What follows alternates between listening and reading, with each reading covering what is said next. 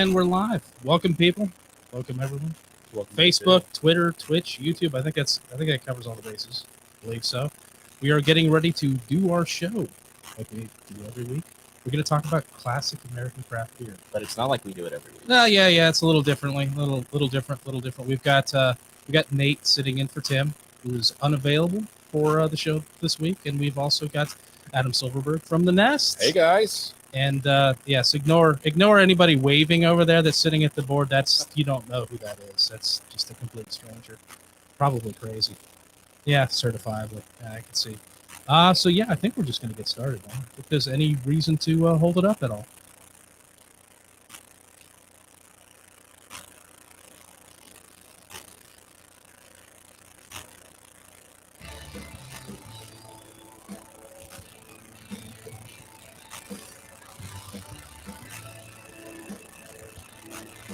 Open up a tab, grab a seat, and pour a pint. It's time for the Beer Guys Radio Show. Want free beer? Go to the brewery. Dedicated to the art, science, and enjoyment of craft beer. Yo, what's wrong with the beer we got? Now, here are your hosts, Tim Dennis and Brian Hewitt. And welcome to the Beer Guys Radio Show. We are broadcasting from the Beer Guys Radio Studios in Marietta, Georgia. This week, we're talking classic American craft beer.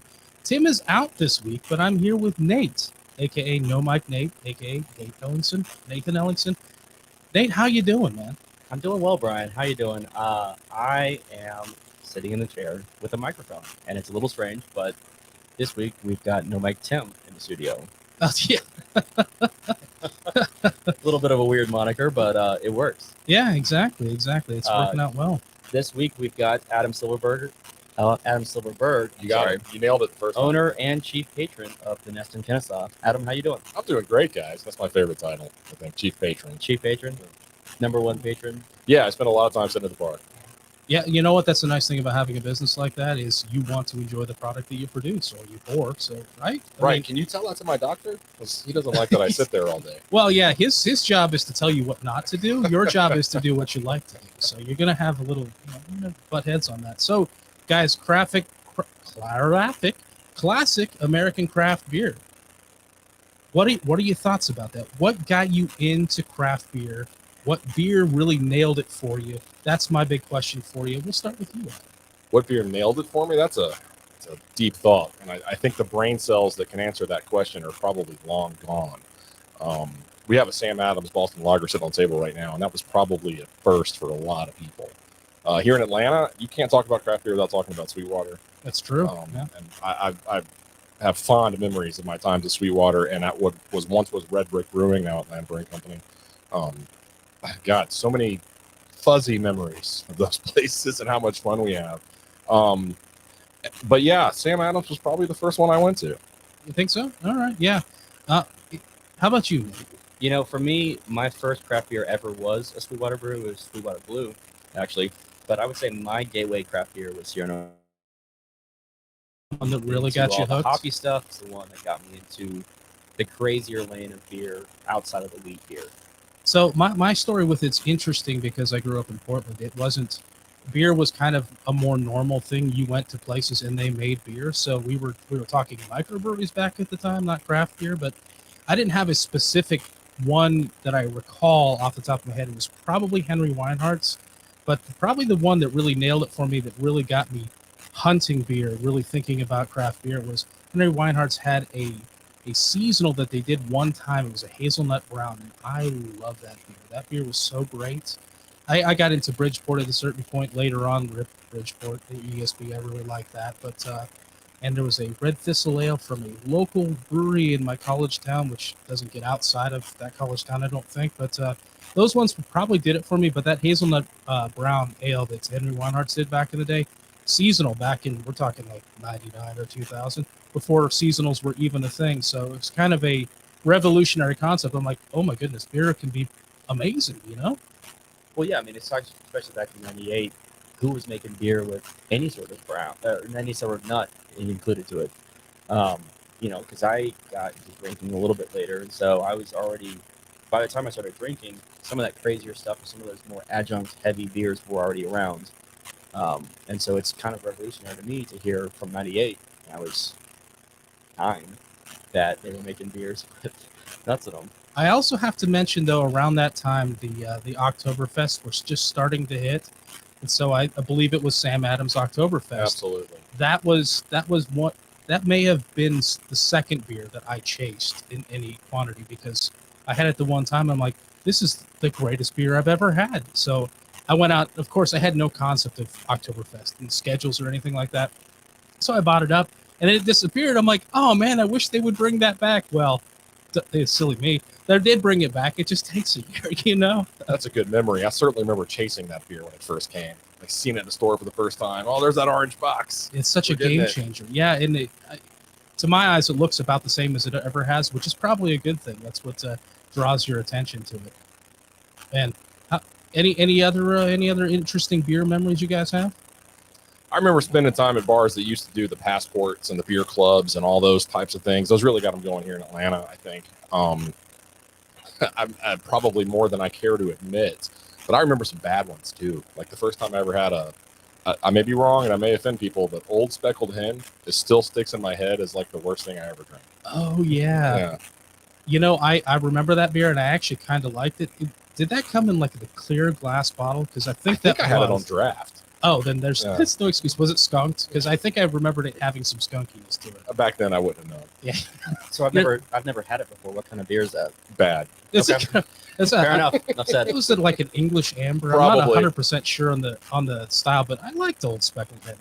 I should try it again. You should give it a shot, but as I recall, with the clear glass bottles, don't do much for protecting it from light struckness, and it's got to travel across the pond, so there's ample opportunity for it to pick up some funkiness on its journey. So, Nate, I think it's time for us to get into the beers of the week. Now it's time for our beers of the week.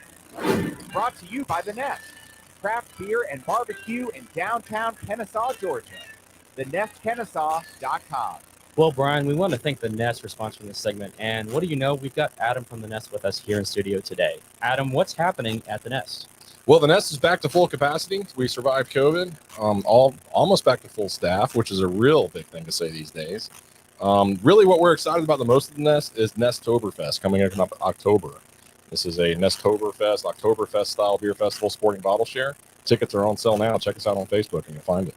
Cool. Right on. Sounds good. All right. This week we are doing classic American craft beer. Joining us at the menu, we've got Anchor Steam, Sierra Nevada Pale Ale, New Belgium Fat Tire, Dogfish Head 90-minute IPA, and right now we're enjoying some Sam Adams Boston Lager. And there's a bunch more, and I don't even know if we'll get to all of them. Probably not, but we'll give it a good effort. I always buy too many beers. I really do, because I want all the options. I want all the beers, too. I can't blame you for that.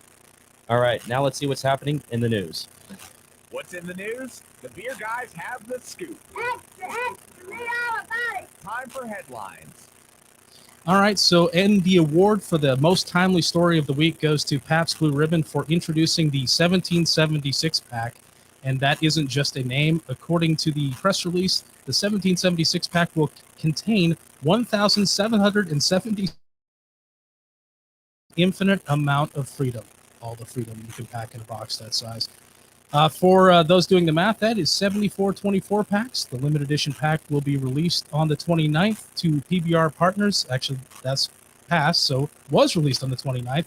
And though it's not clear yet where you can get a hold of one, the word is there will be a chance to win one in the future through contests and other interesting partnership arrangements. But in the meantime, you can be satisfied with the 99 pack, which has just made a return. So 99 beers instead of 776 beers. I hope you guys can get by with that. Are you going to put a dispenser in the Nest on the wall so we can say it's 99 cans of beer on the wall? I think I want to get one in my kitchen. It's ready to rock. Are you sure your doctor would be okay with that? No. Well, you don't tell the doctor this. It's not that you take it to the office with you when you're getting the checkup. Hey, doc, you want a beer off of my 76? You have 99 Just back? one, though. Yeah, Just just one. one. I've only got 99 left, so yeah, I love the idea. I want to get the 99 pack. I don't even know. They showed the 1776 pack on the back of a pickup truck, and it looked like it took up the entire bed of the pickup truck. So that's a lot of beer, a lot of PBR. All right, so Brewdog's in the news yet again with something scandalous. Apparently, Brewdog's solid gold beer can isn't solid gold. Surprise, surprise. According to The Guardian, the man who won the can reports that the can is gold-plated, but that's about 3 microns thick, and for the most part, it's just brass. So apparently that is not worth 15,000 pounds or about 20,000 or 21,000 US dollars as it was said to be. It's probably actually closer to being in the neighborhood of about $700 in value. During the promotion, which ended in March, people were reportedly loading up on cases of the beer to find the golden can, and this guy was planning on using that can to finance his wedding plans, all of his travel and everything. After talking to some gold traders, even if the can was solid gold, the actual value would probably not be much more than about $13,000. So Brewdog is standing by their estimate, which includes the rarity and uniqueness of the cans in their calculations. So, yeah, that's just a scandal again for Brewdog. That's unfortunate to hear. Well, it's time for a break. We'll be back soon with more from Classic American Craft Beer.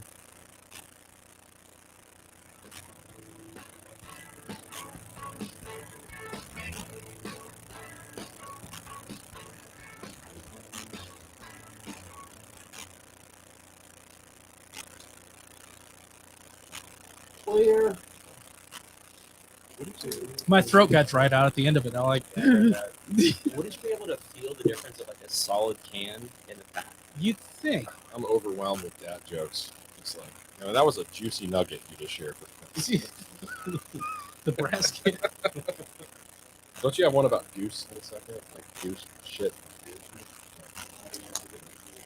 Yeah. Oh, yeah, It's yeah. actually been on the news for a couple of weeks now. Yeah. People are really flocking to hear that story.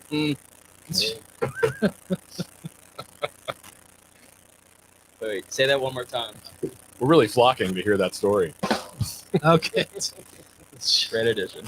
Or Probably a better edition. Do we have any folks chiming in during the break? No comments yet. Okay, we got a few watches, but not much in the way of talkers. So we're going to get into the next segment here in a second. What shall we get into next beer-wise? Do Or should we just go to all the bourbon? I mean, I feel Hey. bad I'm the only one sipping on bourbon. To be honest, nothing's more American than bourbon, That's a good point. That's a good point. Or PBR for that matter. Yeah, PBR is exactly. pretty American. apparently. Shout out Although to they you. were owned by a Russian corporation. It's a lot of beer. Are they Russian? Is it Russian? I thought it was I lose track. Coors. The I don't know if the last I checked into it, they were owned by a Russian corporation. I don't know if that's still the case, but If only we had access to some sort of like universal database that would share information. Oh, there it yeah, is. I guess I could. I could I know look what you're it up. talking about. Who owns? Let's find out. Well, because they had that dispute with brewing. The course wasn't going to honor their contract anymore, Yeah, and yeah. that got settled. And they were Oh, able to that's use right. Coors. Yeah, they did have an issue with that. And Coors was trying to. They were trying to They were trying to pull kick some them. funny business and basically take away their production abilities, even Yeah. though they had a contract with them. And I think Pabst was also kind of. I don't think they protected themselves well in that situation. They let themselves get vulnerable. So to that who sort are of- the classic American beers that are really still American? Yingling. Yingling comes Yeah, to mind. Yingling. Is there another? Well, I mean, I know we got Anchor, but like that's like a craft beer place, right? But like, where's like that? I mean, mass oh, just produced. classic mass-produced beers that are still. It might American? just be Yingling. Is It might be. What about Sam? Well, I put them in the craft beer. Yeah, Okay. they still kind Oh, of. gotcha. People put them in craft. They are up there. Manufacturer. Would Yingling not be considered craft when they're putting out a Hershey's Porter? Oh, it's a collaboration. I Yeah. mean, That's true. they still family owned, as far as I can tell. Yeah. as far as Yeah. I know. Is I think Genesee is even owned by somebody, right? Oh, hey Ken, how you doing? Nice to see you. All right.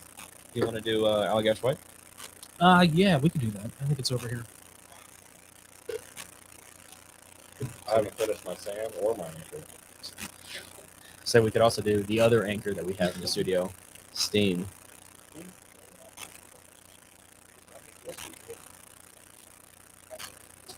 Who was the first craft brewery in Georgia? Let's do Steve. Okay. Might have been. I mean, Red Hair has been around for a while.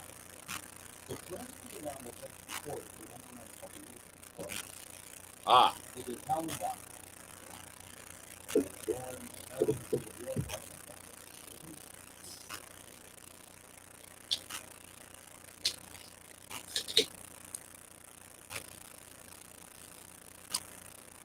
licking your fingers up. That's some fine steam beer.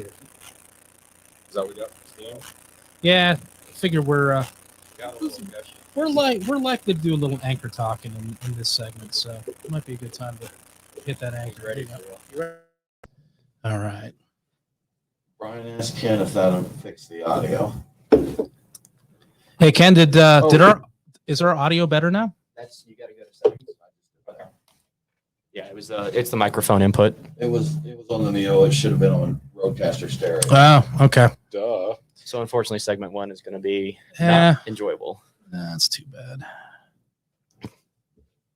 Okay, good. Good. Yeah, he says Yeah, yes. that's what- Great. You know what that was, Ken? We just had that. Sometimes this thing resets settings on us. Yeah, sorry about that.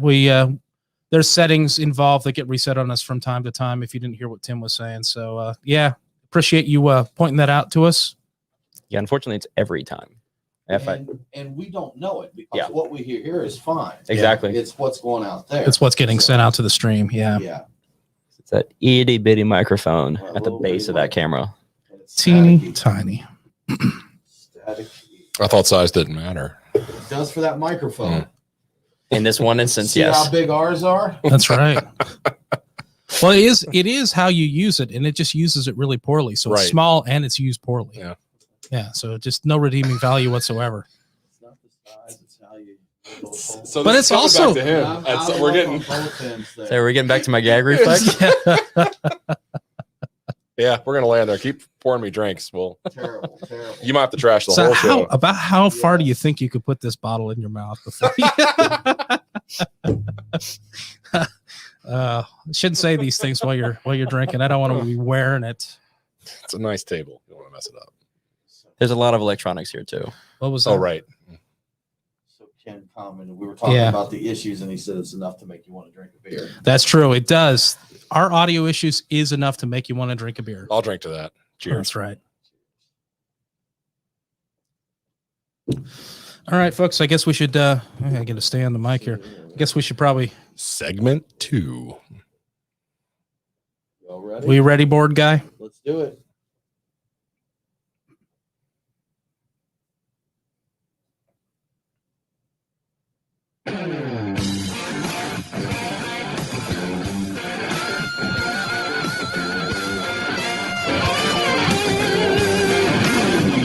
Follow the Beer Guys on Facebook, Twitter, and Instagram. Now, back to the Beer Guys radio show. Shake it back! Welcome back to Beer Guys Radio Show. Remember, all episodes are available on demand. So if you missed the broadcast, get the podcast. Beer Guys Radio is available on all popular and unpopular podcasting apps. Now let's get back to classic American craft beer. So guys, getting into this next segment, who do you think about when you think OG craft beer, like the original squad of craft beer? You got them on the table right here. Well, yes, Yeah. we do have a little bit of a cheat here. We did open up an Anchor Steam beer. Anchor's up. That's right, Anchor's up. Yeah, I mean, the story of Anchor is American craft beer at its finest. I'm more familiar with the Southern crafts, but I mean, you got to mention Sierra Nevada. Sure. Yeah. We already mentioned Sweetwater.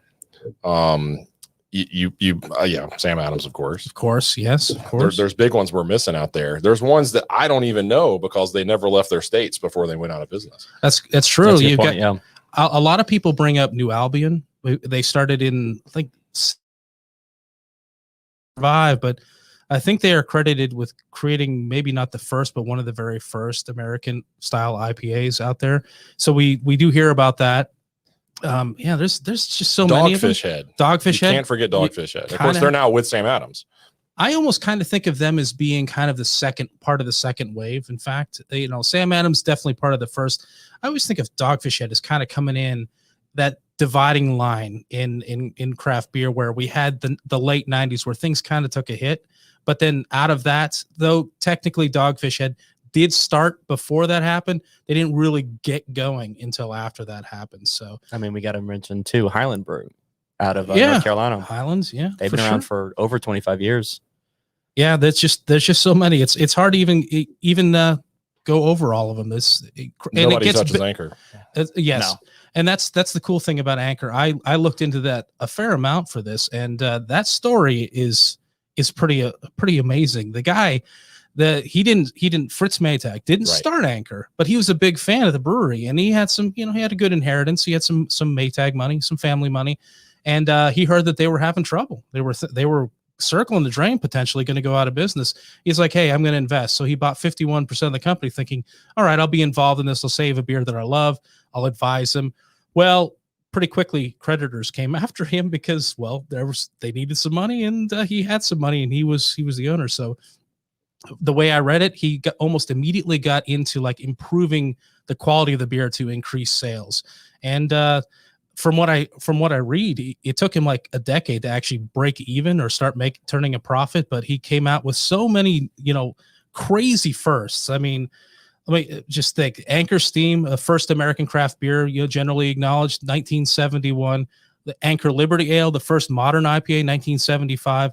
Anchor Christmas, the first seasonal beer, 1975. And he's also credited with the first American Porter in 1972. So all of these firsts, like when you think about it, it's like I had no idea. I knew that they were early on and they really set the, kind of set the bar, but they really came up with a lot of stuff. It blows my mind. And how often do you guys wind up drinking an Anchor? Do you even see them around very often? I mean, this is my first Anchor Steam, and as long as I can remember. And we even had we had another one, yeah. hazy IPA over there. I didn't even know they made hazy IPAs. Right. That's funny. I saw that on the shelf. I was looking for Anchor, and I struck out where I was at, and I thought, oh, that's interesting. They're getting into the hazy IPA game. And like, oh, that's weird. It turns out that they were one of the pioneers in dry hopping beers. They were dry hopping beers back in the 70s and early 80s before anybody even heard the term. It's amazing to me how much these craft brewers have affected the industry as a whole. Oh, yeah. And I mean, what it's done to the big boys out there and the innovations they've had to make. And they were making products that people didn't know about yet. Yeah, oh, absolutely. I mean, people didn't drink IPAs out of nowhere. I mean, I guess you can probably dig back into World War II. People came back, craving these beers that they experienced in other parts of the world. But really, I mean, they were making stuff that they didn't know people were going to buy.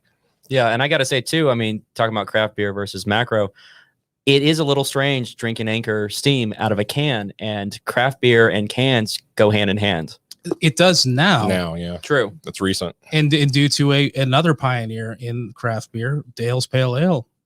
Right. So before that, and that was exclusively only ever Oscar Blues. Got to get the name in there right.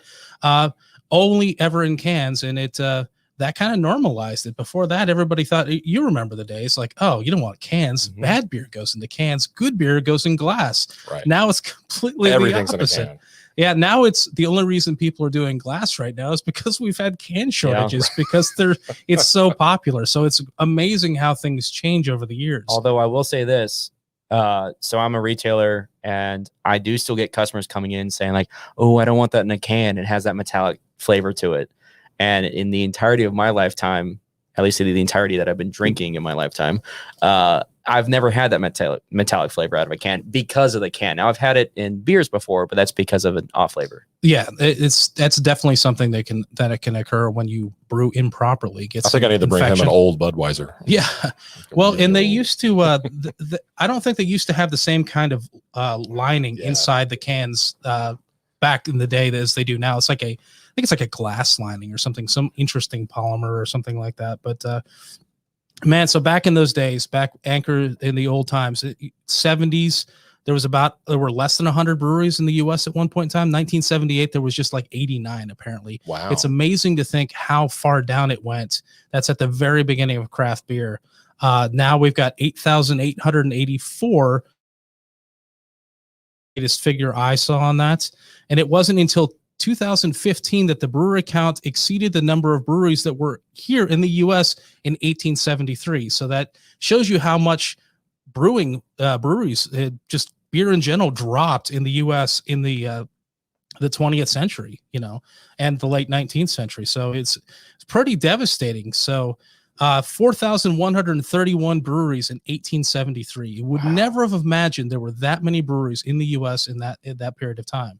So were they craft? I think they would qualify if they were around today because they were making they were neighborhood stuff. It wasn't consolidated. So I mean, at least microbreweries. Do you think that number dropped because of prohibition?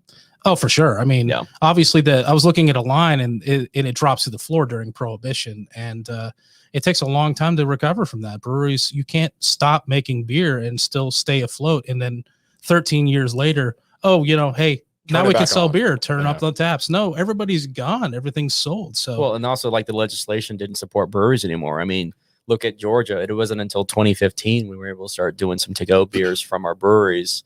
And now, I mean, it's great that we have that modern day take on, what you can get away with going to a brewery, but coming right out of prohibition, 13 years after the fact, I'm sure breweries just were completely stonewalled from going into anywhere. And now we're spoiled. Like Oh, you yeah. can't keep track of which ones are out there now. You look at a board somewhere and it's new beers every day. Yeah. it's one of Every those day. things. Yeah.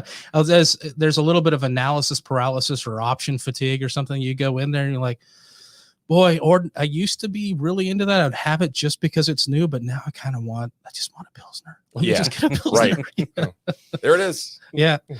And I guess we should talk a little bit about Sam Adams. We have it here on the table. They were founded in 1984. They're hugely supportive of the craft beer industry and home brewers. They've got the home brewer pack, and they've helped people out when there've been hop shortages and a lot of things like that. But they took on big beer in the 1990s and won. And I was reading about it. I had no idea. I'm not surprised though, but Jim Cook made the Forbes 400 list with an estimated $2.6 billion net worth, just in the past.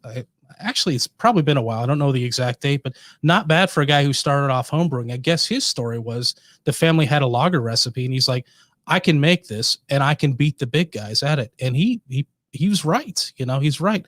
And it's not really my style of beer anymore, but it's still a solid beer. It still holds up He pretty sells well. a lot of it. And he really does. Yeah. Now I got to say a lot of his wealth now comes from the hard cider or hard seltzer, but yeah, that's a guy that knows how to pivot to changes in the environment, man. And we can't miss talking a little bit about Sierra Nevada here in the OG school. We've got they did the Sierra Nevada Pale Ale, which is revolutionary, a lot of people's introduction. But they're also credited with one of Tim's favorites, the first American barley wine, Bigfoot, 1983, American style barley wine.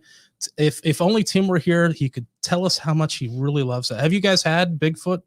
Recently, yeah, I have. Yeah, it's I'm not a interesting. barley wine guy, but it's good. It's I like them. I like Bigfoot aged is what I've found. Yeah.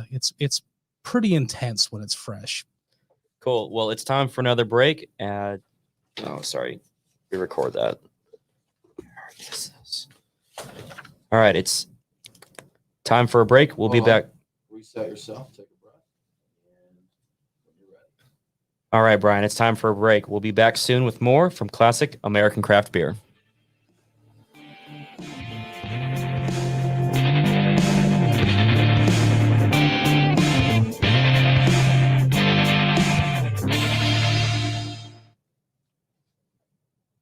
Clear. All right. American barley wine should be illegal. Sorry. Is that really the? That's my thought. Yeah. That's I actually love English. American barley wines, no. Pass, hard pass. that section was probably my favorite part of the show already, just because that stuff, the Fritz Maytag story, I like that. It's the coolest crap. Like just a guy who's like, oh, I love this beer. I got some money. Let me help keep him afloat. And suddenly he's taking it over. Mr. Stephen Pete, cheers to you, sir. Hello. Thanks for joining us. You guys watch this show on History Channel, The Food That Built America? Have you seen this stuff? And it's like it's they talk about McDonald's and Coca-Cola and all these big things, or Hershey or how they came up with the first saltine cracker. Actually, the Hershey Mars and all that Yeah. story was pretty interesting. We need a beer that built America series there on History Channel, because when you think about it, So Ken Burns did Prohibition. yeah. And but that covers kind of all of it. But do you know the story of Tide? Shit came about. No. Because that's a great story. That's The Tide Houses. That was something they still have problems with in the UK, right? Hey, let me get your mic, Nate. Oh no, you're not here. What are you doing? So, He's about to learn us. He's Hey not everybody, I here. had dental work yesterday, so I wasn't sure if I'd be able to do the show. So Nate was kind enough to step up for me. But so Nate, when Prohibition started coming in across the country, one of the ways before prohibition was a law that they would discourage bars, and they made the licensing fees ridiculous to try and close them down. Well, big breweries would come into these saloons and say, we'll pay your license fees, but you can only carry our beer. So it ended up being, over the course of time, it kind of drove out the little guys, because the only people that could afford the licensing fees were these big breweries there. Oh, yeah. And then as that progressed on, and, you know, coming back after prohibition, you had these small ones. And then was it Coors? Someone invented the refrigerated truck That's course. that was let Coors. the macro brewers distribute, because before the big issue was they couldn't get their beer across without spoilage. Yeah. And that's when like Atlantic Brewing, the Atlanta Brewing Company, Atlantic Brewing, that was really what finally did them in after so many years, is that macro beer became able to. Ken, if you're still here, please correct me if I'm saying any of this wrong, but when they got mass distribution with refrigerated trucks, it really killed off another wave of small American brewers or Yep. regional brewers. So there you go. I'm done. All right. The more you know. Doon, doon, doon, Yeah, it was doon. very interesting. By any chance, did you pick up water? I did not. He did not. I mean, not even looking there. There's some hoplark on the Yeah. to the right of the Genesee. Yeah. Shout out to Hardcore. It's mostly water. Ooh, yeah. It is water. It's Oh, isn't it? it's got hops and it's non-alcoholic. yeah. It's hot sparkling water. And it's really tasty. All right, so we're going into Segment segment three. Oh. Flag and a bourbon. I did bring in an English barley wine today. From Variant. Brought on a what? English barley wine. I brought in an English barley wine From Variant? from Variant. They're deeper cuts. They're barrel aged English barley wine. I've never had a bad beer from Variant. Because of these boys, I'm a barley wine fan now. So, and a saison fan. For the saison show. Segment 3. Let's see. I'm trying to figure out. Is there any portion of it you want to steer? Nate? I don't want it to sound like I'm standing in a pulpit. No, you're fine. The pulpit of beer.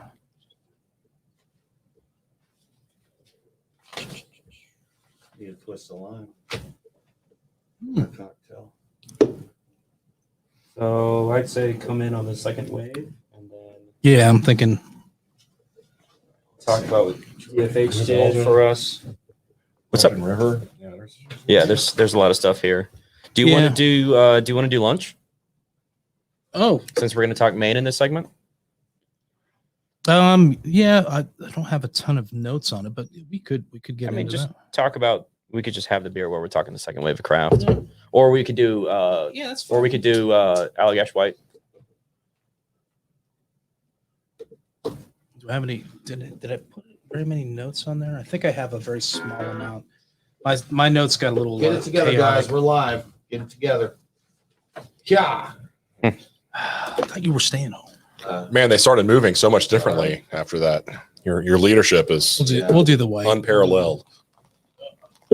Crack these open here. It's Allagash Just do White. one. Gotta keep things Do one, lively and yeah. moving. Can I get a coaster, please, sir? Yes, you may. You want that first pull? Sure. The Allagash White. All Have you right. tried these, Adam? These hop waters? I have not. Here, pass that down to him. Let him get a. There's at least one more glass over there you can use.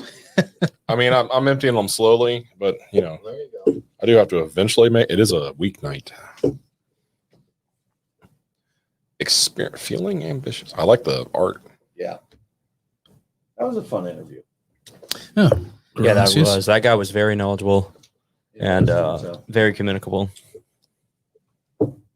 Oh man, herbal and I would call that delightful. earthy and Delightful, herbal, right? yeah.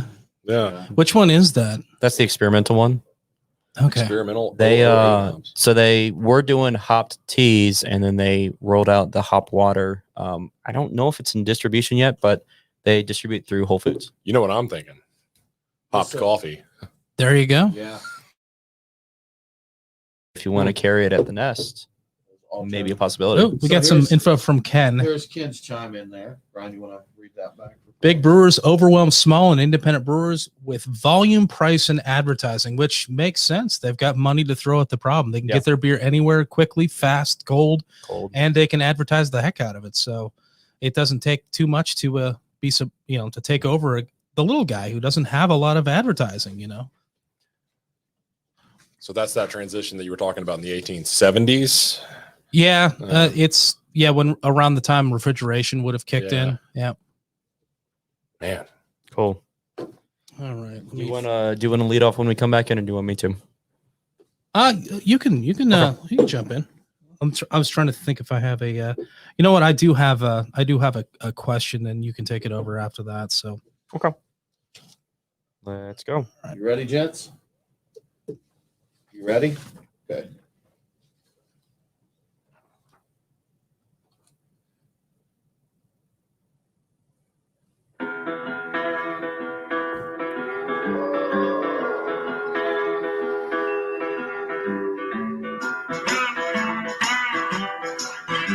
Follow the Beer Guys on Facebook, Twitter, and Instagram. Your revolution is over, Mr. Lebowski. Condolences, the bum's lost. Now, back to the Beer Guys radio show. and welcome back to the Beer Guys Radio Show. I want to give a quick shout out to one of our great radio affiliates, KBDB HD3 96.7 FM in Forks, Washington. Catch Beer Guys Radio and KBDB every Saturday at 2 p.m. local time. Now let's get back to classic American craft beer. So to start things off, we talked about the OGs of craft beer. Who do you think about when you think about kind of the second wave, the people following that? Because that OG group is in a group of its own, a crowd of its own. It's kind of a rarefied air with beer. But there's big guys that are not. They're a different era than today. You know what I'm saying? So I would count Stone in on that. I would say Stone definitely brought about the big. We're talking like IBU chasers, like For hop sure. bomb chasers for Ooh. the second wave. So like New Belgium. New Belgium, Stone, Lagunitas. Yeah. I would include in I'd that. count them in there. For a while, they just owned the IPA game. I think They did. they grabbed it away from Stone. In fact, I think Stone owned it, and then Lagunitas just snatched it right away from him and Like ran Sierra with it. Nevada Pale was my first pale ale. Lagunitas Hop Stupid was my first IPA. Oh wow, that's quite a jump. That's Yeah. quite the jump. So how long until your second IPA? Yeah. Have you had any more IPAs? Have you experimented at all with those? I think I can taste hops again now. So then you got the places out Colorado. Avery comes to mind. Oh sure. Russian River out that way on the West Coast. Oh man, it started growing quick, didn't it? Yeah. Oh yeah. Well, during the '90s, in the era going up towards the bust in like '97, they had a few years where breweries were growing by like almost 60% a year. I mean, it was huge. It went from like in the '70s, like in the hundreds, to being 1,500 or something like that by '95. I think that's about the area, maybe even higher than that, a couple of thousand. It grew a lot, and we can't leave out in this group Dogfish Head. No. I mean, they're kind of a big part of it. You know what? I think that Dogfish Head and Stone were not only are they a big part of that like second wave, but they were a huge portion of kind of like an extreme beer movement where, to differentiate yourself from everybody else out there, you had to go big. You had to pick something new, something extreme, a lot of hops, a lot of adjuncts, a lot of alcohol. That's this whole phase in there where, well, they even had an extreme beer fest, that came out that started, I'm not sure exactly when that started, but I'm thinking that was, towards the tail end of that whole extreme thing. Do you miss those days? Do you guys miss those days of just extreme crazy beers? Are you I don't cool? think they're over. I want to say, are we missing them? I think we still have those. Yeah, I don't know if it's quite the same. Now, our extreme now is we just pick something and do it to death, like fruit in a beer. We do that to death. Well, that's a good point. That's a good point. I guess we still have some of that left over. I thought we were more kind of like we obsess on something and we just do it to death, like lactose and everything. Hazy everything, dry Seltzer, hop everything, Yeah, seltzer seltzer, everything. everything, fruit everything. It's It's crazy to see how things have gone. I guess we never really got out of the extreme. We just got a little bit more narrow-minded about how we're extreme about. Well, it just things. shifted to a new beer style. I mean, you saw it with IPAs, and you saw it with the well, I don't remember the acronym off the top. Big beer, BCRG, BCBG, BJ, or whatever, like the big beer competition, brewing competition, where we had a very narrow lane for IPAs, and now it's a very wide lane for IPAs. And you're getting that with sours, you're getting that with stouts, you're getting that with all these different beer styles, because that extreme is now shifting into these different beer styles. Yeah, that makes a lot of sense. Well, now you have an element of freshness in the IPA game. Mm-hmm. And that was never there before. I mean, a fresh IPA is so much better than an old one. I mean, you start talking about the old Sierra Nevadas or even the first Sweetwaters, and those stuff would sit in the store for a while. Oh, yeah. But now draft, I mean, a fresh IPA, nice and citrusy, man, I'm not going to turn that down. It crushes. That does remind me back in the day when I first got into the Atlanta area, a buddy of mine said, hey, I was like, I wasn't that into IPAs at the time. I thought they were a little overdone, little over bold, little over bitter. And a buddy of mine who was also kind of more into the at the time with me, like the darker, richer beers, he said, well, if you go to Sweetwater, you have to have the IPA there. You have to have it fresh. I'm like, oh, really? Okay. I had it. You know what? It makes a difference. It does. And the idea of freshness people always talked about, oh, make sure you get fresh beer, but it didn't mean anything. But with the IPA game, it became a thing. And I don't know exactly when we all became aware of it, but now I obsessively check can dates, and I won't buy something off a warm shelf if it doesn't have a date on it that I can verify it's not been there for 3 months, And unfortunately, some of the beers we may have picked up for the show, because, they may sit around. You can't always be 100% sure, but a lot of these aren't IPAs, which is an interesting thing. When you think about all the beers we've come up to so far, a lot of these haven't been IPAs. So it's interesting that IPAs, when did they really, really take over? I guess is with this second wave, right? Yeah, I would say so. And the other nice thing I think that it imparts is that you have a more well-informed customer base. You have customers who know what they like, but they also know about freshness, and they know that fresh is best. And that's when you should be drinking these beers. Yeah. I don't know. I think beer people are full of it. They are a little proud. Saying that as one of them. Yeah. Oh, for sure. For sure. And I think with the whole extreme crazy and the second wave, this is the era where people started becoming geeky about beer. I don't think in the 90s, I know for a fact, I was not geeky about beer. I went to the Portland Beer Festival, and they had a little setup where they showed you the grain and the hops and all that stuff. And in those days, in the late 90s, I couldn't care less. I'm like, I remember looking at that, and I'm like, I'll never remember any of this stuff. I'm just here to drink some beer.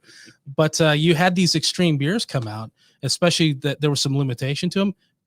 Geeks arose, and they swamped to this. And you have the idea of collecting and aging beer that started growing up. And I know we talked earlier, Adam, you've got an issue with cellared beers too. I do. Right? Yeah.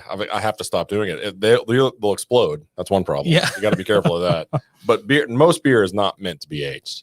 I mean, unless you've got some like crazy, like, I don't know, some stout or porter that was aged by monks, it's really meant to go on and on and on. No, drink that beer. Drink it when it's fresh. So Nate, do you cellar any beer? So I do cellar my beers. It has been whittled down because I've been very conscious about trying to pull it back, not through your recommendation, but because I'm just spending too much money on beer. There's that too, if that's such a thing. But at least I'm not aging my IPAs. Although Stone and Joy After is a thing. It is. Yeah, but you're supposed to enjoy it shortly after. Okay. Not like 3 years after the fact. Right. No. So that Stone and Joy After from 2015, I should probably do something with it. I mean, I'll try it with you. Should at least pour it before you pour it into the drain. Pour a little into your mouth and make sure it's gone off. But yeah, it's not going to kill you. Yeah, just don't stick the bottle in there too far. Yeah, right.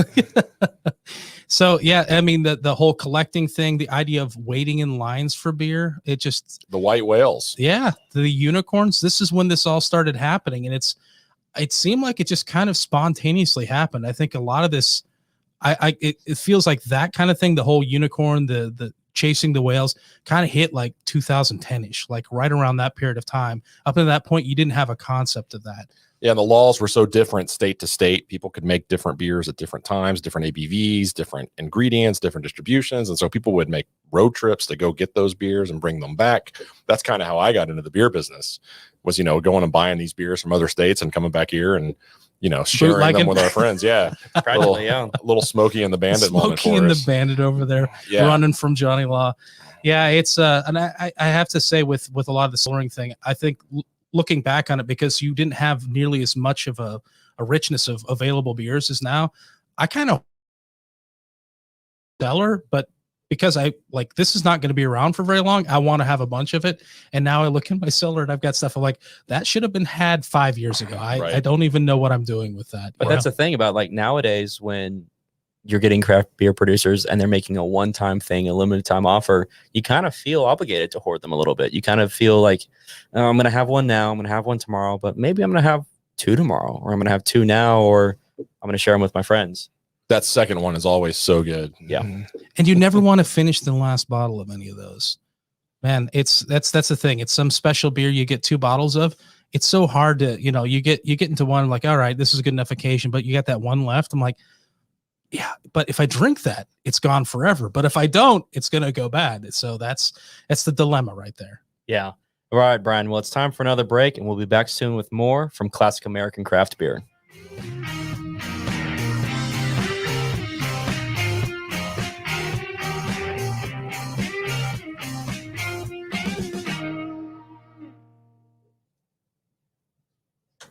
Clear.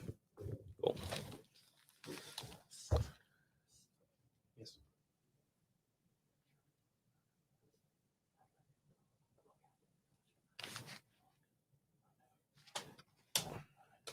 Weren't you staying home?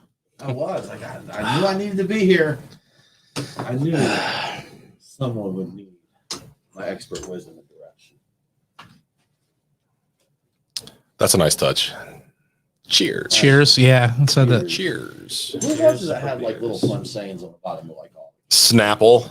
Snapple does one of the. You're right. Yes, but There are. I can't think of. it was a brewery we talked to recently, and I forget. Oh, look at this blast from the past. How about that? Wow, Oh, Zach, that. what's going on, man? Zach, I've been demoted. Yeah, Tim's been demoted. He's Zach, I got demoted. Well, actually, Zach's helping us sell her some beers because he left some in the beer fridge. Here. That's right. Yeah, Zach. We're cellaring some of your beer. Yeah. And talking Like about- Delirium Tremon's 25th anniversary. Yeah. That's a good comment there from Steve and Pete. I agree with that. We're sitting here close to a brewery that's mastering the traditional beer stuff, and that's coming back. Have you had Kettle Rock yet? Don't think so. Taste some stuff, man. Good drinkable, nice beers. Yeah, worth going for sure over there in It's a fun. Peachtree Corners, I believe. Yeah. right? Oh, they're here. It's a really Yeah, they're really here in cozy Atlanta. place. Yeah. Say another There's brewery you've never over heard of. 150 breweries in the state now. Good Lord. Breweries, brew pubs. I'm going to need to add more taps. Yeah. All right. Let's see here. Taps. They got 300. We got an intermission here. Do do do do do do do. Dude, I need some intermission music. Huh? Yeah, we do. Let's see. I'm trying to think of what else do we need to cover here? What else do we need to cover? There's a whole lot. There's just a ton. Make sure to get some talk about the nesting. Yeah. Oh, Maybe come back in with We that. should get a nest update. Yeah. Let's. You're ready. You're ready to talk about a little nest action. You can segue into that, asking, now you're at the nest. Do you carry? I do have. I did have a question. And I had in mind for. then be like, "Have for ever you. seen a grown man naked?" Yeah. You only in gladiator movies. only in gladiators. You like movies about gladiators? All right. Good old Zach Riddle. You know Zach? Do you know that name, man? I do not. Zach was our sound guy for a while. But I Yeah, probably met him. you probably Zach did. was driving over from Athens every week. Ooh. And he just finally, he's like, man, because he ended up moving to Athens. And he's like, I just can't. I was like, yeah, I feel that. But I forget the name of the restaurant he worked at there. Chops and Hops? No, It was part of that family or something, though, wasn't it? Craft beer is a small class. was it something in Vine? No. Crap, I forget. I'm Zach, forgetting. You still around? Can you put Zach, us in here? Where were you? Were you working They again? did really nice charcuterie and stuff. Every Yeah. now and then he'd bring over a nice charcuterie. Is that a Sierra Nevada you got in your hand? Get you some Sierra Nevada. A Pally Alley. Have you been to their brewery, their Brevard? The one in Asheville? Yeah. Not yet. Have Ran you out of been to time. the one in Chino? No, Okay. So you haven't been to any of them. no. But you went ahead and clarified which one I was talking about. Well, the one in Asheville is the one that's got the gate Have that you been everybody to that talks one? about, right? Also, no. Yeah. I wanted to make sure you understood that I have not been to either. You know, with those things, man, you've also got the experience of it all. That which Oh, makes it yeah. valid. Yeah. I'm telling you, I've never had It's a much classic. of a finer pale ale than that on tap fresh at the brewery. You know, And that's Which exactly what I brewery? mean. Oh, fresh. at the Sierra Nevada Fresh. Yeah, I'm Yeah. sure you couldn't have got it any fresher. Would you get one of those glasses? I do want to get a little splash of Sierra Nevada. This was packaged May 21st of this year, so it's Okay. relatively. It's Want this, Sean? it's close-ish to being fresh-ish. God, just staring at that bottle, that brings back a lot of hangovers. It's in the proximity of freshness. You know, have they changed the bottle at all? It I don't- looks I about don't the think so. same. I mean, there might be, but that image is definitely the same. No, it's on our list and one of our trips to Asheville, but there's just so many places to go. There is. And the thing I kinda is, feel like that's one that should be. so here's the thing with Asheville for me now is Uh-huh. like getting good beer in Georgia is no longer a problem. You're right. Yeah, You're right. So you don't go Yes. up to Asheville for the beer like Right. that. Now I'm looking on the stuff on the menu. It's like that sounds like I'm gonna hate that. Let me see how bad that is, or it's things that just won't ever make it down here. But it's more about the food now. Okay. So for at least for me, you go there to the places to eat. Yeah, we don't have a shortage of good beer here, and, No. and a lot of the good stuff. Do you still want to do A lot pumpkin of the good beers? stuff there gets it down here anyhow. We don't You have to with the talk about exception it. Of like Dissolver, I like those guys, and man, Well, they're pretty new. Quantum Flora back. Yeah, So But I think talking cans going from and you just 2016. I don't know. It's We did to talk his hazy point. day. We did It's talk like a the little fruit pendulum lactose. swinging back. Like, give me that pilsner. yeah, You know. and no hate at all to our Asheville listeners, but I think if you take an average bar, Georgia's a little better than that. I mean, downtown bars? Asheville has Asheville really used gotten to good. Beat us on quantity, Yeah. and I'll admit I haven't been up there in a couple years. I think per capita, definitely. Like in close proximity, like it's hard to beat them because everything's just walking Asheville is distance. Absolutely, It's a great beer dense. town. Yeah. Yeah, You so came out here, dense. and you've got Burial, and you've got Yep. Green Man, you got the Sure. sellouts, and you got Ramari is great You know, too. we're not going to like be able to not Ramari. talk about the sellouts. yeah. I mean, Yeah. And to be honest, I don't have a huge issue with sellouts. I'll tell you what, everybody has a price, and it's usually a lot lower than you realize. Let me tell you, Adam. You know what? It was actually when Wicked Weed sold, and everybody lost their mind. I think everybody felt personally hurt by that. Yeah. Even people who What was it 400 million?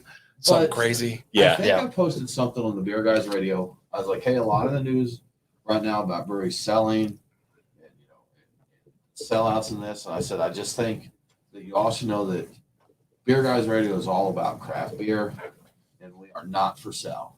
However, if you would like to make an offer, please email that. Yeah. So It's like on the other hand, how much you got? no, man, Ballast Point was $1 billion sell. Yeah. If Yeah, seriously. if you make me an offer, We didn't that even starts mention with them a yet. B, Well, starts with a B.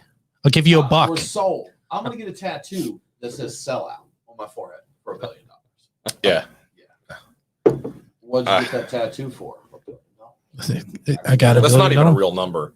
No, it's not. Well, and I will say that, the sellout we're talking about is Wicked Weed, just so we're on the same page. But Yes, yeah. it's I mean, I've been to the Funkatorium and I've been to their brew pub post sellout. The product hasn't changed. So they did what they said they were going to do. Do you think there's something that's sold that has changed, whether for the better or for the worse? I'm That sure wouldn't there be are. a bad topic if you got room for. I don't know how much content you got left. I don't have any content for that yet, though. Like, I'd have to think about that for a minute. I missed that. I'm sorry. What was that? Talking about sellouts. one of the and big things in American craft beer the last few years have been breweries selling the big beer. Oh yeah. And then maybe talking about the quality. Has it maintained or changed? Has it gotten better or worse? The big ones that come to mind are Goose Island. but that's been years now. Yep. Yeah. Wicked Weed's probably the one that the most I people mean, are there's going to know Wicked about. Weed, there's Terrapin.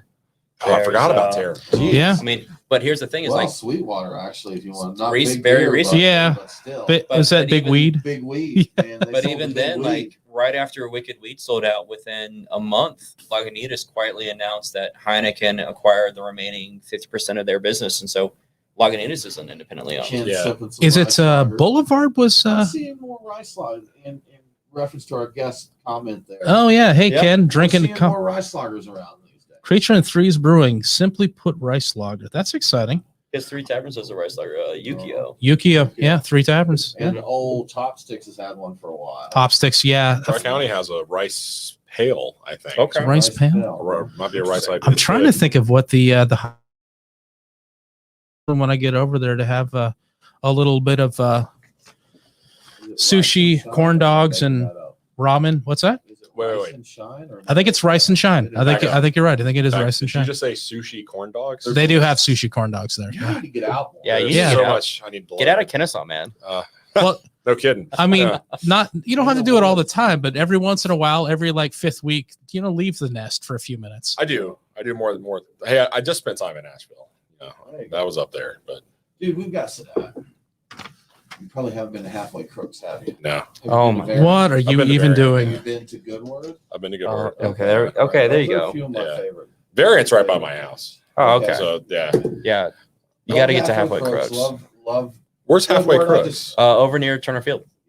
Oh, What's the area they're called now? Summer Hill, I think. Yeah. Summer Hill. And Yeah. they It's coming up a they lot. opened the inside on the first floor again, so you can Oh, actually. did they? Did they Okay. really? Yeah. Okay. A few weeks ago. I really like their beer garden. In fact, Yeah, and I it's say we've their had upstairs patio is really nice. we've had a fairly mild summer so far, and it's beautiful weather for that. Oh Fingers my crossed that goodness. sticks Yeah. around. And they don't have a huge food menu, but there's always something tasty. Yeah, yeah. there. And they do contactless service, so you just order on the phone, you pay on the phone. man, I tell you, humans are meant to be introverts because some of this contactless stuff isn't going to go away. Yeah, You're right. Hey, it's, I'm it's here for probably that. not. I'm glad that the work from. You know what? I do hope that it does break some companies to more work from home. A lot of our clients are going back to the office, but they're going blended. So I think you're going to have to. Mhm. And What are they blending? I'm excited. yeah, mostly pina coladas and Make a lot. Yeah. Oh, yes. Margaritas. We see a lot of Daiquiris. too. well, we got a problem here, and we're getting off topic a bit, but like the American culture of like, okay, I'm having surgery tomorrow, but if you need me, I can answer my phone right up until the doctor puts me under, right? That's a problem. Yeah, Let me tell you Yeah. a true story. I'm at the dentist yesterday. Yeah. And they're like, all right, they had put the bib on me. And I'm like, do I have time to make a quick phone call? Yeah, go ahead. Tim is making a phone call from the dentist chair as So- they're about to surgerize Bib his on. mouth. They pulled 2 teeth, and the other one they had to hit with Novocaine again. So I got on and returned some emails. And that while I was Right. waiting for So Yeah. I'm literally having surgery and work.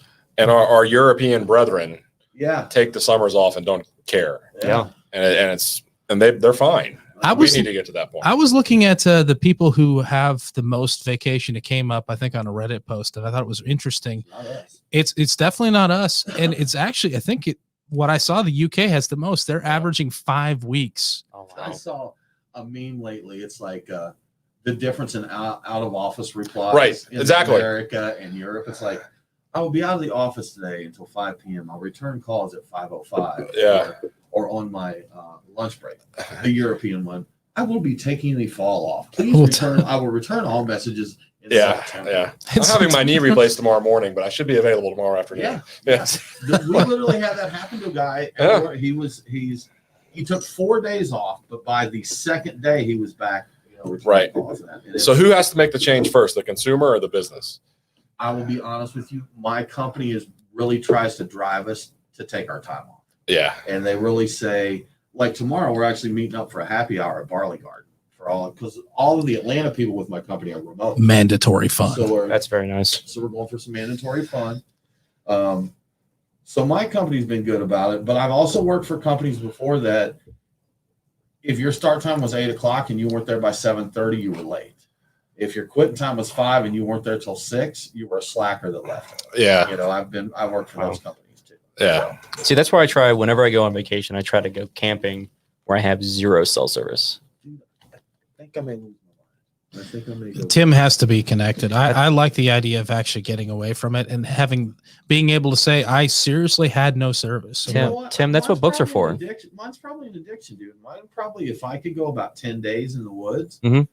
I'd probably just stay up there. Like I'd eat berries. I like catch whole bears and have them. I can teach you how to eat properly in the Tim woods. would actually Don't worry. become a bear. He'd be Yeah. eating berries. He'd be looting like honey. Yeah. Yeah. They'd be, yeah. I've cooked lobster in the woods before. We can do all right out there. I've seen that Bon Appetit episode where the dude did that. Yeah. That is true. There are some woods behind the nest. I mean, and you can. There's not a lot of places in the country you can go to, and the woods are that far away from somewhere, Yeah. so you don't have to You do know, that. But when I had my office up in Woodstock, it was. Do you know where the Dairy Queen is on 92 in Woodstock? Yeah. Okay. Right behind there is an office park. We had a little wooded area there, raccoons, deers, and we're an eighth of a mile off of a major highway. Right. There. You don't have to get that far away from it before nature's. that doesn't require your phone, and then you suddenly forget about it, Mhm. and you start moving on. And it's Fishing quite, is a good one. Yeah. fishing is a good one. The camping in general is just a good one because you just end up you're going to stare off into the distance for a while. Yeah. Sit on the stump and contemplate life. I remember well. You know what? I survived perfectly well before we had cell phones. I'm one of them. I think the three out of the four of us here are old enough to know when Yeah. cell phones weren't commonplace. I got my first cell phone when I was in high school. Yeah, mine. I had a beeper when I was like 20, I think. I didn't get one until I had my first any kind of mobile device, a cell phone, a month or so after I graduated college. I didn't have one. I don't think I ever had a phone. I didn't even have a phone hooked up in my dorm room. I didn't even have. I couldn't contact. Yeah, I don't think I even had a phone in my dorm room. I think I had to use some public phone, or I don't even know how I was. So to make a confession, I've had phones since phones were phones. My father started American Radio. He was one of the first people to ever sell a cellular phone in the state of Georgia. Oh, no so kidding. we had like the bag phones. Like all of our cars had the That's cool. phones in them. Do you So we still have any always of had- those? God, I wish we did. I wish we did the stuff we had. Like we had cars that had so much Alpine stuff in it at night, the inside just glowed green. It's just like, so I've been spoiled. When you do a live stream on Facebook, it doesn't give you the choice. It auto captions it, what you're saying. And Ken said when you said fishing is a good choice, he said it spelled it fishing. Fishing. Oh yeah, that is also be a good hobby. choice. If Yeah. you can do that from the woods, you can make money and enjoy the woods. I mean, that's great. Just need cell God, service. what a weird world we live in. That's how it decided to spell fishing. I know, That's the right? one that chose. You would default to me stealing basically somebody's Right. retirement account over going fishing. I'm a celebrated bass fisher. Yeah.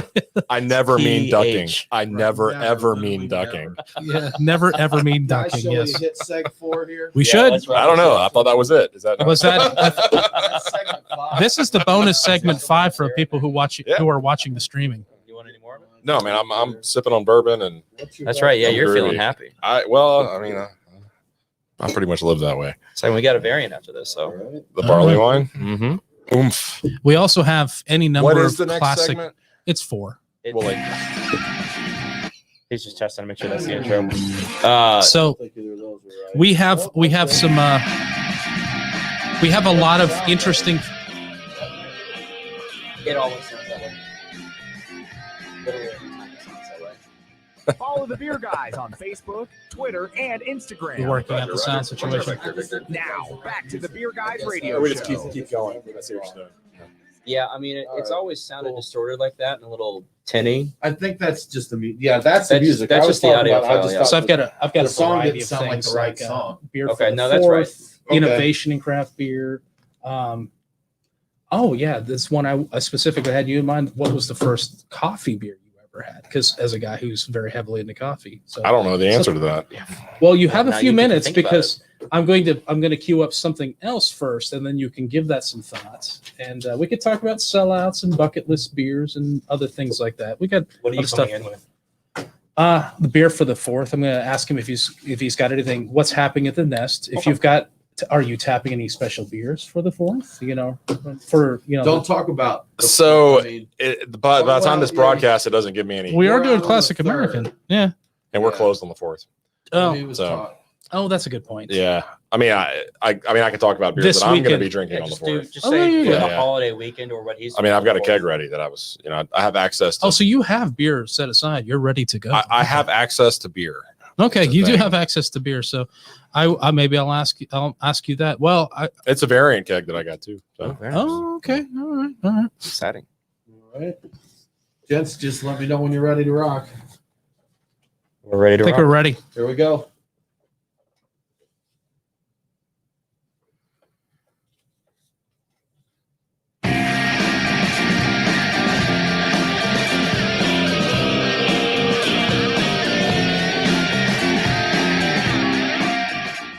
Follow the Beer Guys on Facebook, Twitter, and Instagram. Roger. What's our vector, Victor? Now, back to the Beer Guys radio show.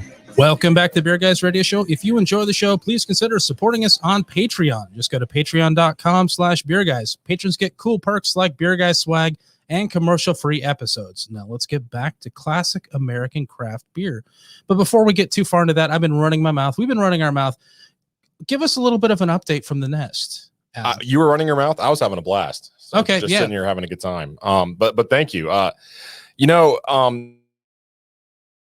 Beer became geeky. Yes. And it did. And, probably in the food and beverage industry, the two biggest geek crowds have to be craft beer Yes. and barbecue. They go hand in hand. Yeah. And for some reason at the Nest Kennesaw, we decided to go after both those markets at the same time. And we're still alive. Here we are. Overachievers. Yeah. So everybody's got preconceived notions, and the flavors, what you talk about, it's all nostalgia. And everybody's got this preconceived notion, and you're always wrong. But we're really proud of where we are. We just hit our 5-year mark. We've got a whole new leadership team in place. We got a new executive chef, new sous chef. We've got new GMs coming into place. And I've heard multiple beer reps sitting at our bar talking about how our beer list is the best it's ever been. Oh, okay. And I attribute that to our new staff and just the passion that they brought back into it and their ability to work with us. And we were talking about it in the break that Georgia is not a place where it's hard to find craft beer anymore. And we're spoiled. You can come to the Nest Kennesaw anytime you want to, and you got 48 beers up there on the board, and they're all good choices. Absolutely. I mean, the largest brand that's on that board is I keep Guinness on Nitro. You got to have Guinness on Nitro. You have to. Right? Yeah. It's sitting there. So, but everything else up there is local. It's Southeastern. They're like occasionally you'll see an import, but for the most part, it's all just great local craft beer. And what I love about it more than anything is the community that it inspires. And the Nest is all about community, and craft beer is all about community. We want to get together and share those beers, and it's a great place to do it. The patio's open. All the restaurants are open. It's a fun place to hang out. If you haven't been there before, it's worth the drive from wherever you are. Yeah, I what I really like about the place, I've always loved your beer list. I think your beer list is great, and you've had some interesting stuff in bottles that you don't even notice. You're looking at the tap list. I'm like, oh, you've got some fun stuff in bottles too. But I like that you've kind of got every kind of environment you want. You've got the outdoor, the porch you can hang out in next to the fire pit. You can be in the kind of the hip bar area with your buddies drinking craft beer, or you go over to the private dining section and have a nice meal. Right. So it's all the stuff together. I like that. And thanks to Kennesaw, you can grab a beer to go and walk around, and we fill growlers now. It's really got something for everybody. That's great. Well, and the great thing too about the Nest is very rarely will I bring somebody who's never been there before, but every single time we leave, they're like, "Oh my God, I need to go back there. I'm going to bring all my friends. I can't believe I never knew this place existed." Right. I appreciate hearing that. I love that. I love hearing stories when I run into people that have been there before. It's everybody dreams about opening a bar, right? It's like at some point. So for us, for my family and my partners, it's a dream come true for us. And I think it comes through in the service we provide. So we're coming up on our holiday weekend, the 4th of July, Independence Day, for people that are not aware of, it being Independence Day, people not here. What are you guys drinking? What are you opening any special bottles for this weekend? Are you getting into anything unusual? It's a good reason for it, huh? Yeah, maybe we should get one of those 1,776 cans going. Yes. Yeah. The 1776 pack. Yeah. Personally, I have a keg from Variant ready to go this weekend. I got a keg of their Canton Street, the IPA there. That's great. Now, some people say that's a little much for a party. It's 6.5% ish. I say that's the best way to throw a party. I've got that ready to go. Do they make beer less than that Apparently, anymore? Yeah. I don't think we have any here. Yeah, I don't think so either. That's not beer. That's bourbon. So yeah. Hey, that's all American though. That's right. It looks like it could be beer, but that's definitely bourbon. How about you, Nate? You have anything interesting you're planning on drinking? My family's not very big beer drinkers, so I'm gonna bring the Crispy Boys. I'm gonna bring some Italian Pilsners, some light lagers, some stuff that's really easy drinking, really approachable. I might bring a big barrel-aged stout for some people who would appreciate that, but yeah, I'm thinking light is the theme of the weekend. Nothing says 4th of July like an Italian Pilsner. Yeah, I hadn't considered that. Yeah. So, I do like I like the style we've kind of glommed onto it. It's dry hopping, so in a way it feels like something that we should be into. But yeah, Crispy Boys, man, that sounds great. I'll get into some of those. I'm definitely gonna get into some IPAs. I have to get it. I don't even know. It's whatever I have. I'm gonna go through it. I'm like, I've got a cellar to work through. I'll just put something in the fridge and drink it. So we should get together. We should. We definitely should. To Adam, we shouldn't even have a cellar. So we gotta get rid of those things. We've got to try to drink our way through them. Thank you for your sacrifice. Let's dispose of all those things. So, one of the things that is really American about craft beer in America is the innovation. When you think of innovation in craft beer, what kind of things do come to mind? Do you have any favorites? Oh man, that's a good question. There's so many out there. I mean, I think the sour trend that happened, what has it been, 5 or 6 years now? I mean, when they started going and going all kettle sour, you can't talk about craft beer in America without talking about Wicked Weed. You just can't. And I know that we're calling them some names and they've done some things we didn't like, but when they started doing their Angel series, the Dark Angels, all those things, those were just, I mean, those were fantastic, and they still are if you can find them. And it blew everybody away. So much to the point that we might be tired of sours. I think I've seen some fatigue when it comes to like the really hardcore sours. But yeah, we owe a lot to La Folie from New Belgium and Russian River for a lot of the interesting barrel-aged wild beers. They kind of pioneered that. Yeah. And a lot of what we're enjoying now or have enjoyed has a little bit to do thanks to them. Of course, these guys were inspired by the beers of Europe, Belgium especially. So yeah, it's and another point that you mentioned already was the barrel aged movement that Goose Island started. Yes, and the bourbon barrel aged beers that came out of that facility, that was new, that was big. I chased it for a while. Oh, for sure. Maybe that is one you should sell her, by the way. Yeah, yeah. The interesting thing about that is the bourbon barrel aged stout gained in popularity, got hot well before bourbon actually got hot in the US. So bourbon is hot as can be right now, and ridiculous prices for bottles. It's impossible. Cheers. Yes, indeed. It's impossible to find some of my favorites that I could buy directly off the shelf 3 or 4 years ago that got hot. But back when, Goose Island was first doing this, you could buy this stuff for a song, and people were really enamored with the result of beer going into the bourbon, but didn't care at all about the liquid. And I found that incredibly amazing and hilarious, honestly. So we should have been able to predict that bourbon would have gone the way it's gone just based upon that alone. Yeah, for sure. And then honestly, it might be third wave, but I really like the assimilation of different yeast strains into craft beer. So you mentioned wild ales earlier, where it's just that spontaneous fermentation. I really liked the Brut IPA movement that came out of San Francisco. So that using that Brut champagne yeast in the beer, getting a really crisp, clean, dry finish IPA. The amylase too was a big part of that. So you got the amylase to chew through a lot of those carbohydrates that wouldn't ordinarily be chewed through, and you got your yeast. That was a cool idea. I wish it would have taken off, but it was a cool innovation. I think my favorite innovation of all time is from Dogfish Head, Sam I always get his name, Calajon, or I always mess up his name. Yeah, is that about right? Anyway, his continuous dry hopping that he pioneered for the 90-minute IPA, and which came before 60-minute, which people don't realize, was an old tabletop football game that he put hot pellets on. He just let it shake, duct taped it over the brew kettle, and let it shake and slowly drip hops into the brew kettle the entire time it was going. Based on what I read, he was only able to do it about 3 or 4 times before the thing fell apart, because he seriously got it at a Goodwill or something like that. It's a good story. Yeah, it's such a great story. So man, so many great innovations. since Adam, you're really into coffee as well as barbecue and beer, I thought, and I gave you a little heads up time on this one. What was the first coffee beer you ever had? So it was a while ago, but the Dragon's Milk line had a coffee version of it. Oh, they that did, came right? out way back. I remember that one. And we recently did a coffee beer show. Well, I guess it wasn't that recent. But Yeah, it's we true. did one A few months ago. But it's the coffee pairs really well with the barrel aged stuff. Oh, for in my sure. opinion. And then I can't talk about coffee beers without mentioning the collab that Apotheos Coffee did with Ironmonger. That was a great beer. And the cool thing about that one was that it was almost a summertime coffee beer. Even though it was a dark stout, it was a 6.5%. You could drink it and not just, call it a day. It was really easy to drink. And there's a few kegs still floating around town. Man, the first coffee beer. I don't know if I remember the first coffy beer that I had. God, that's so many beers ago. Brian, can you remember the first coffee beer you had? Probably not. It might have been, Star Hill, maybe Red Roost Star might have been the first one that really nailed it. That coffee in a beer is an amazing thing. I really enjoyed it when that came out. So really quick, guys, whale beers, like your bucket list beers. You have any? Oh, I'm sure I do. I mean, anytime you can get a Pliny the Elder, you're doing all right. There you go. I think right now for me, it's actually Pliny the Younger. Mm. I'm gonna second that. I really want Pliny the Younger. I get teased about it a lot, but I just haven't had a chance to try it yet. Well, I mean, to get younger, you really kind of have to go over there and wait in line usually, or one of the interesting. How about some draft? Is it? I always say it wrong. Is it Cascade? Cascade. I keep wanting to say Cascadia, but like I'd love to get out there and have some of their stuff on draft. Like the sour beers. Yeah. I have been there.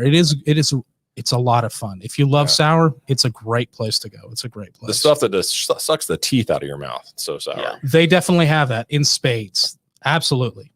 So that about wraps it up for this episode of the Beer Guys Radio. Adam, thanks so much for joining us. Thanks for having me.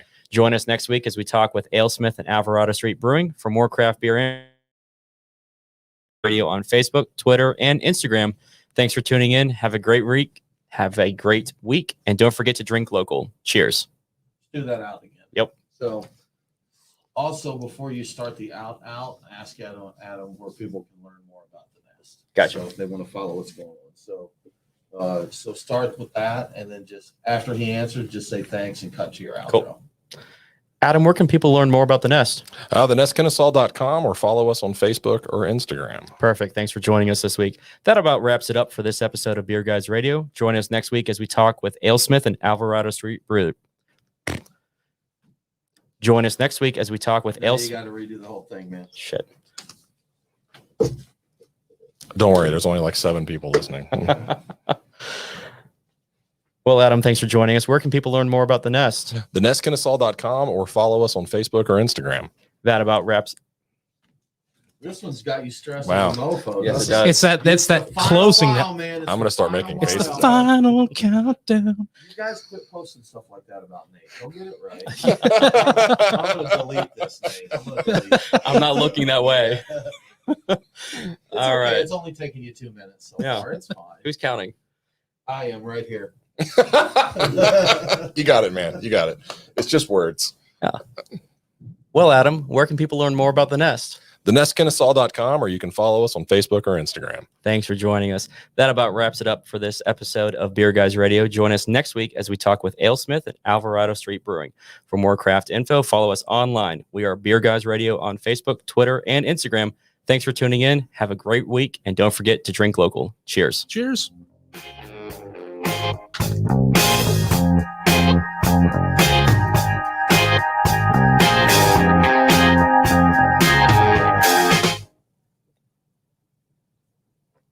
Clear. It happened. It's Clear. done. It happened. It happened. Who we got there? Jason. Yeah, so Steven- Jason said, I know what he typed, but I know what he meant. Yeah. I know what he Right, meant. right. Jason, so. Looked at the beer list for the I'm okay with the word best being The best, replaced the with the nest. nest. the best. Yeah, Oh, yeah. bravo! Thank you, being Jason, for about that nod. Thank 90%. you. Yeah. Yeah. We do carry some of the big boys, but you know what? My dad drinks some of the big boys. And if my dad wants to have a Coors Light at my bar, I'm going to serve my dad a Coors Light. All right. And you can't be about community without having something for everybody. That's a good point. Some of the community doesn't deserve to be catered to, though. I mean, I've met some of the community. Right. Right. I mean, yeah. Tim is part of the community. Right. I don't think you Yeah. should. I don't think you should cater to him at all. Yeah. And Stephen Pete was saying if you get by Kettle Rock, the Freedom Flight. Freedom Flight. Sour or So seltzer is based Stephen Pete, like, strawberry, associated with peach, Kettle Rock? white, He's and the blue owner. raspberry. Steven, Okay. we haven't met you yet. You need to send somebody out to meet us there at the Nest. Yeah, you got to meet him at the Nest, Yeah. Steven. Steven, do you guys do draft distro? If you can hear me, or ask Yes. me, Hey, Steven, do you do draft distro yet? they just got a canning line recently. Yeah. They do can. They do crowlers. We do know that. Yeah. Heck, we might even still have a crowler in there. Let's We see. do. We've got We Heavy. I was holding it the entire We Heavy. I've heard that before. Like, Brian, before Other people done once that? you close out, before we we don't do distro yet. Well, I'll bring my crew out to see you anyway.